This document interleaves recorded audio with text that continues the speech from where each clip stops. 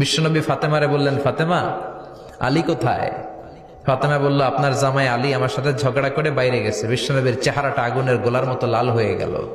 বিশ্বনবী ডেকে বললেন, ফাতেমা, তুমি বিশ্বনবীর মেয়ে হতে পারো, কিন্তু আলী তোমার স্বামী। আলী যদি তোমার উপর নাখোশ থাকে, জান্নাতের দরজা তোমার জন্য খুলবে না। কোথায় গেছে আলী, কোথায়?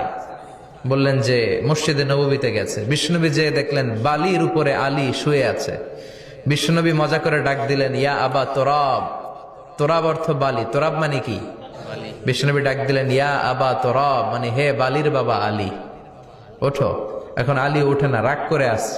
বিশ্বনবী এদিক দিয়ে তাকায়, আলী ওইদিকে তাকায়। বিশ্বনবী ওদিকে আসলে আলী এদিকে তাকায়। মনে মনে করে এতক্ষণ আপনার মাইয়াই গুতাইছে, এখন আপনি গুতাইতেছেন।